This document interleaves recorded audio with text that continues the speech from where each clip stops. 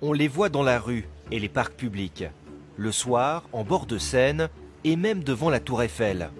À Paris, il serait 6 millions, 2 fois plus que le nombre d'habitants. Les rats, dans la famille aux Rouzes, on les chasse depuis 4 générations, notamment grâce à une invention brevetée par l'arrière-grand-père, la fameuse tapette à rats. Vous soulevez, et quand le rat est attiré par la nourriture, vient sur le crochet pour manger, et le piège se déclenche. Il y a quand même beaucoup de travaux dans la ville.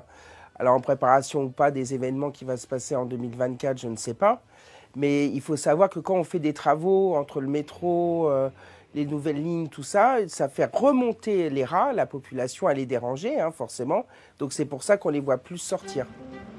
Les rats, une question aussi de salubrité publique. Paris et ses poubelles qui débordent attirent les rongeurs qui prolifèrent sur les trottoirs et les espaces verts.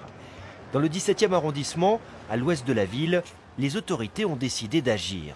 À l'approche des JO, c'est un problème majeur en fait, parce que nous, on n'a pas envie que les touristes qui vont découvrir Paris et qui l'imaginent avec l'image un peu d'Épinal qu'on a de la ville, qui voient qu'en fait les rats sont partout, que la gestion des déchets est mauvaise. C'est pas possible pour nous.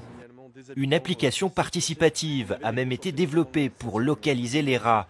Et ce sont des bénévoles du quartier qui se chargent d'aller les déloger. La brigade citoyenne de dératisation. Voilà.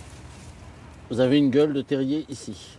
C'est une colonie qui est en train de se reconstituer. On va les traiter à la glace carbonique. La glace carbonique libère du dioxyde de carbone, un gaz qui va asphyxier les rongeurs dans leur terrier. Il n'est pas du tout question d'éradiquer complètement les rats de la surface du 17e, c'est simplement avoir un taux où les gens acceptent d'avoir un rat qui se promène, mais qui ne viennent pas manger le goûter de leur enfant. Aussi simple que ça. Les rats, à Paris, ont aussi leurs défenseurs qui les jugent utiles au nettoyage des canalisations et à l'élimination de certains déchets. Un travail de l'ombre de plus en plus contesté dans la ville lumière.